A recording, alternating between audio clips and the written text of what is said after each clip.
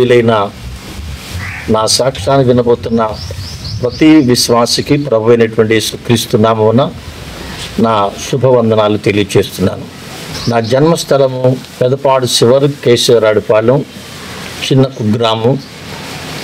ఆ కుగ్రామంలో నిరుపేదల కుటుంబంలో పుట్టినటువంటి సామాన్య స్థితిలో జీవించేటువంటి నేను 73వ సంవత్సరంలో భయంకరమైనటువంటి వ్యాధి చేత నేను బాధపడి 3 సంవత్సరాలు నేను మొట్టమొదటిగా డాక్టర్లు సలహా తీసుకున్నాను. ఆ దినాలలో ఏలూరు తాలూకాలో డాక్టర్ తిలక్ గారనే పెద్ద డాక్టర్ ఉండేవాడు. అప్పుడు ఏలూరు తాలూకాకే పెద్ద డాక్టర్ ఆయన. ఆ డాక్టర్ గారితో నేను చికిత్స చేయించుకున్నాను. ఆ డాక్టర్ గారు నాకు ఇచ్చినటువంటి సలహా, నీలో ఏ వ్యాధి లేదని చెప్పి నాతో చెప్పారు. కానీ నా వ్యాధి పోలేదు. నేను భయంకర వ్యాధితోనే బాధపడుతున్నాను. ఆ తర్వాత మరలా నేను రాజమండ్రి హేరామ్స్ గారు అనేటువంటి బర్మా నుండి డాక్టర్ ట్రైనింగ్ వచ్చినటువంటి హేరామ్స్ గారి ద్వారా నేను మరలా అక్కడ వైద్యం చేయించుకున్నాను. ఆయన కూడా నాకు వ్యాధి లేదని చెప్పారు, కానీ నాలో ఉన్న వ్యాధి పోలేదు. ఇలాగే బాధపడుతూ మలకపల్లిలో ఉన్నటువంటి ధర్మారాజు గారు అనే డాక్టర్ గారి ద్వారా కొంతకాలం వైద్యం చేయించుకున్నాను. అక్కడ కూడా నాకు నెమ్మది రాలేదు. భీమడోలు ఆర్సిఎం హాస్పిటల్ ఉంది. ఆ హాస్పిటల్లో 21 రోజు నేను పేషెంట్గా ఉన్నాను. కానీ వారు కూడా నాకు ఇచ్చినటువంటి వైద్యం వల్ల నాకు నెమ్మది రాలేదు. తర్వాత మరలా నేను వేగవరంలో ఉన్నటువంటి ఆర్సిఎం హాస్పిటల్లో 15 రోజులు ఉన్నాను. 15 రోజుల్లో వాళ్ళు చేసినటువంటి వైద్యం వలన కూడా నాకు స్వస్థత రాలేదు. అప్పుడు నేను మొట్టమొదట మేము సిఎస్ఐ క్రైస్తవులనే కానీ నామక క్రైస్తవులుగా ఉన్నాం. ప్రార్థనకి వెళ్ళేవాళ్ళం, వచ్చేవాళ్ళం, కానీ విశ్వాస జీవితంలో లేనటువంటి వాళ్ళం. అప్పుడు మరలా నేను అన్య దేవతల వైపు తిరిగాను. నేను చిన్న తిరుపతి స్వామికి మొక్కున్నాను. నేను తల అంతా కూడా పెంచుకుని ఆ మొక్కు చెల్లించుకోవడానికి ఏలూరు బర్మా స్టూడియో, ఆ రోజుల్లో ఉన్నటువంటి స్టూడియోలో రంగూన్ స్టూడియో, బర్మా స్టూడియో 2 మాత్రమే ఉండేవి. అప్పుడు బర్మా స్టూడియోకి వెళ్ళి నేను ఫోటో తీసుకుని జ్ఞాపకార్థంగా చిన్న తిరుపతి వెళ్ళి అక్కడ నేను నా మొక్కుబడి చెల్లించుకుని వచ్చాను. కానీ నాకు నెమ్మది రాలా. తరువాత నేను మరలా కనకదుర్గమ్మ గుడికి వెళ్ళాను. అక్కడ మొక్కుని అక్కడ కూడా నాకు నెమ్మది రాలేదు. ఇలాగా హాస్పిటల్ అయిపోయినాయి, దేవతలన్నీ అయిపోయినాయి. మరణస్థితిలో ఉన్నటువంటి నాకు ఒక ఆర్ఎంపీ డాక్టర్ చల్లరావు గారు నాకు ఇచ్చిన సలహా, ఇంతమంది డాక్టర్లు నీకు నెమ్మది స్వస్థత కలిగి చేయలేకపోయారు కనుక నేను గుంటూరు తీసుకెళ్తానని చెప్పి ఆయన నన్ను గుంటూరు తీసుకెళ్ళడానికి సిద్ధపడ్డారు.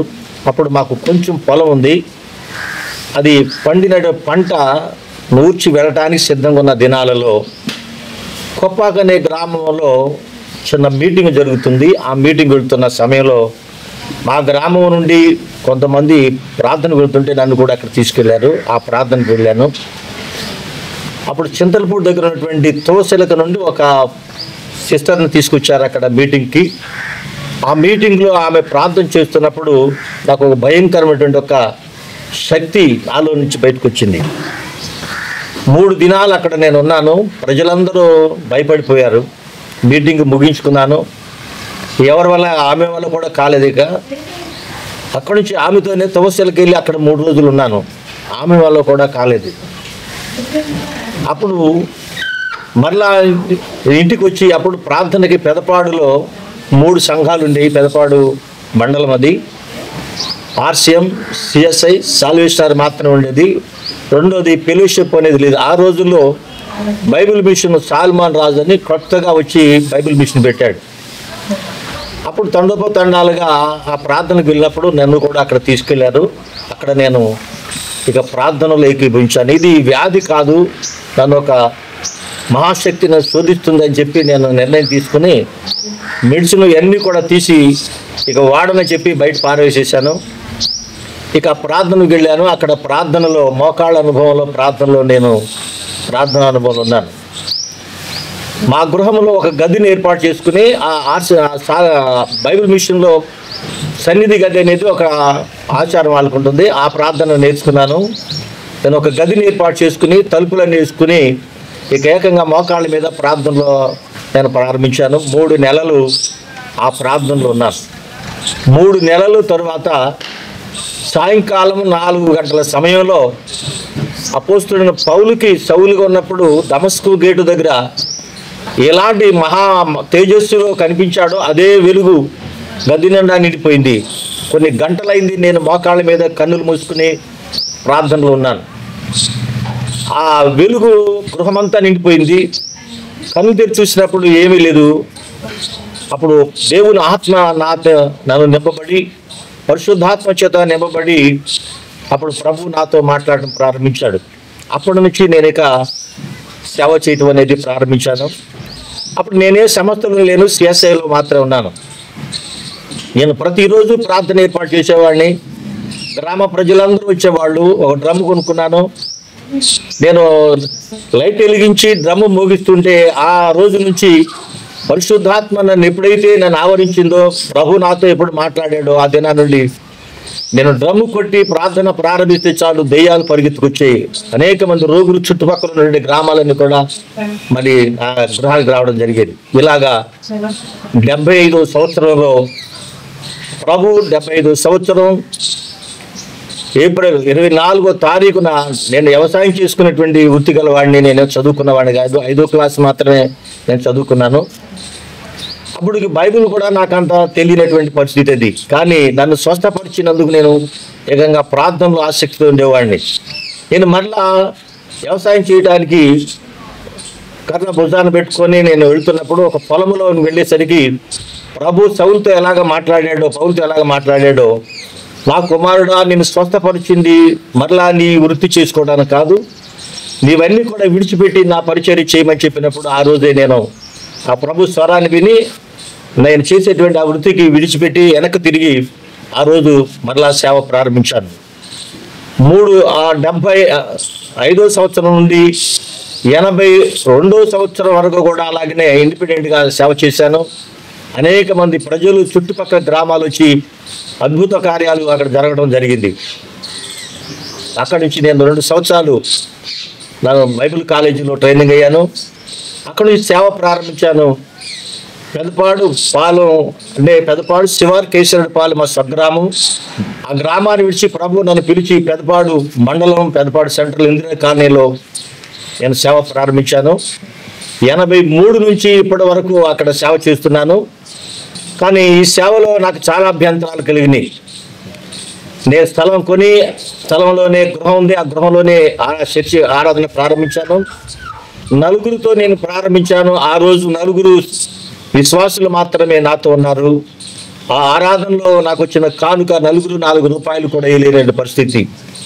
నాకున్న అప్పటికి నా కుటుంబం, నాకు 6 అప్పటికే సంతానం. నాకు నేను ఆ దినాల పోషణకు నా విశ్వాసం నన్ను పిలిచినటువంటి దేవుడు నన్ను పోషించేవాడనేటువంటి విశ్వాసంతో నీతిమంతుడు విశ్వాసం మూలముగా జీవించుడనే వాక్యం ఆధారం చేసుకుని విశ్వాసం మీద ఆధారపడి నేను సేవ చేశాను.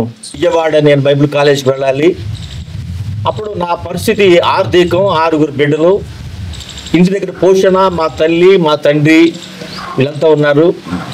అప్పుడు వీరందరిని విడిచి ప్రభు పిలుపు చేత నేను సేవకు వెళ్ళేటప్పుడు సైకిల్ మీద ప్రయాణం చేశాను 2 సంవత్సరాలు. పెదపాడు నుంచి విజయవాడకు దరిదాపు 60 కిలోమీటర్లు ఉంటుంది. ప్రతి నెల 2-3 పర్యాయాలు ఇంటికి వచ్చేవాడిని. సైకిల్ మీద వెళ్ళి సైకిల్ కాలేజీలు పెట్టుకుని మళ్ళీ అక్కడి నుంచి సైకిల్ వేసుకొచ్చి వెళ్ళేవాడిని. ఒక వారం ఇంటికి వచ్చేసరికి అసలు ఏం 1 రూపాయి కూడా లేదు. మరి ఇంటి దగ్గర నేను పోషకుడిని, పోషించే ఆధారం కుటుంబంలో లేదు. ఏం చేయాలి? శనివారం ఆదివారం నాడు తెల్లవారుజాము లేచి మరలా సైకిల్ వేసుకు వెళ్ళాలి. కనీసం నా వస్త్రాలు ఉతుక్కుంటానికి కూడా నాకు సబ్బు లేనటువంటి పరిస్థితి ఏర్పడింది. అప్పుడు నేను పాస్టర్ గారు నేను కూర్చుని ప్రార్థన చేస్తూ ఆలోచిస్తున్నాం. మా ఇంటికి ముందు ఒక గానగ చెట్టు ఉంది. ఆ చెట్టు మీదకి ఒక కాకి వచ్చి ఆ కొమ్మ మీద కూర్చుని ఒక సబ్బు తీసుకొచ్చి, బట్టలు ఉతుక్కునే సబ్బు తీసుకొచ్చి కింద పడేసి అరుస్తుంది. కావు కావమని అరుస్తుంది. ఏంటి కింద పడిన శబ్దం ఏంటి, పైన కాకి ఎందుకు అరుస్తుందని చూసినప్పుడు కింద పడిపోయినటువంటి సబ్బు ఉంది, పైన కాకి అరుస్తుంది. అప్పుడు వెంటనే చరిత్ర జ్ఞాపకం వచ్చింది. ఏలియా కెరేతు వాగు దగ్గర ఉన్నప్పుడు 3.5 సంవత్సరాలు రాజు తినే భోజనాన్ని కాకులతో దేవుడు పంపించినటువంటి ఆ వాక్యం నా జ్ఞాపకం వచ్చింది. వెంటనే ప్రభువుని స్తుతించి ఆ సభతో నా వస్త్రాలన్నీ కూడా గుంజేసింది. శనివారం రాత్రి అయిపోయింది. అయితే ఉదయం మరలా మేము ఆదివారం నాడు తెల్లవారుజామున లేచి వెళ్ళాలి. ఏం చేయాలి? మరలా ₹1 కూడా లేదని ఆలోచన చేస్తున్నాం. మరలా ఈ లోపల మా విశ్వాసం కావడికి పశువులు ఉన్నాయి. ఆ పశువుకి జ్వరం వచ్చి లేవటంలా. ఆమె నా దగ్గరికి వచ్చి, నాయన గేదె లేవటం లేదు, జ్వరం వచ్చింది, ప్రార్థన చేయమంటే నేను వెళ్ళి అక్కడ మోకరించి ప్రార్థించాను. 10 నిమిషాల్లో గేదె లేచి నిలబడింది. ఆ రాత్రి కృతజ్ఞత కూటమి ఏర్పాటు చేసుకుంది. మాకు మంచి భోజనాన్ని ఏర్పాటు చేసింది. కొంత కానుక ఇచ్చింది. ఆ కానుక తీసుకుని నేను మరలా ఉదయమే ఆదివారం తెల్లవారుజామున మరలా సైకిల్ వేసుకుని నేను వెళ్ళిపోయాను. ఈ విధంగా నా జీవితంలో నేను సేవకు వెళ్ళినటువంటి 2 సంవత్సరాల గృహంలో ఎంత ఆర్థికమైన దేవుడు పోషించాడు. అయితే దేవుడు అంచెలంచెలుగా నన్ను ఆశీర్వదించి అనేక ప్రాంతాలు తిరిగి సువార్త ప్రకటించడానికి గుడిపాడులో పెద్దపాడుకి 7 కిలోమీటర్ల దూరం ఉన్నటువంటి గ్రామంలో సువార్త ప్రారంభించాను. అక్కడ ఒక 150 మంది సంఘాన్ని కట్టగలిగాను. 2 చర్చిలు కట్టి తీసివేసి ఇప్పుడు మళ్ళా 3 సంవత్సరాల క్రితం ఒక 30 లక్షలతో ఒక మంచి చర్చి కట్టడానికి ప్రభు కృప చూపి మంచి సేవ జరగడానికి ప్రభు కృప చూపాడు. ఈ సేవ ఆపు చేయడానికి ఇక్కడ కొంతమంది పోలీస్ కేసు పెట్టారు. స్టేషన్కి వెళ్ళాను. స్టేషన్లోంచి నేను మరలా ఇక సౌండ్ యొక్క పర్మిషన్ తీసుకుని సేవ చేస్తున్నాను. ఇలాగ అద్భుత కార్యాలు ఎన్నో చేసి ఈ రోజుకి ఇంకా దేవుడు ఈ వృద్ధాప్యంలో కూడా ఆయన పరిచయంలో వాడుకుంటున్నందుకు నేను ప్రభువును స్తుతిస్తున్నాను. కనుక ప్రతి వారు కూడా గమనించాల్సింది ఏంటంటే యేసు ప్రభు సర్వశక్తి గల దేవుడు. ఆయన సర్వంతర్యామి. ఆయన అన్ని స్థలాల్లో ఉన్నటువంటి దేవుడు. సర్వశక్తి గలవాడు. ఆయనకి మించిన శక్తి మరొకటి లేదు. ఆయన గొప్ప అద్భుతాలు నన్ను మాత్రమే కాదు అనేక మందిని స్వస్థపరచడానికి, అనేక మంది 100 మందికి 1000 మందికి సువార్త ప్రకటించి రక్షణలోకి నడిపించడానికి, బాప్తిజం చేయడానికి కృప చూపాడు. అందరిని బట్టి నేను ప్రభువుని స్తుతిస్తున్నాను. కనుక ఈ సాక్ష్యం వింటున్న ప్రతి ఒక్కరూ మీరు గమనించాల్సింది ప్రభు ఒక్కడే ఆయన రక్షించేవాడనే సత్యాన్ని మీరు మర్చిపోకుండా ప్రభువుని నమ్మాలని చెప్పి నేను సాక్ష్యం చెప్తున్నాను. నా సాక్ష్యం మరి విని అనేక మంది ఆత్మీయ మేలు పొందాలని తలస్తూ నేను ఈ మాటలు ముగిస్తున్నాను. దేవుడు వినుచున్న మీ అందరినీ ఆశీర్వదించునుగాక.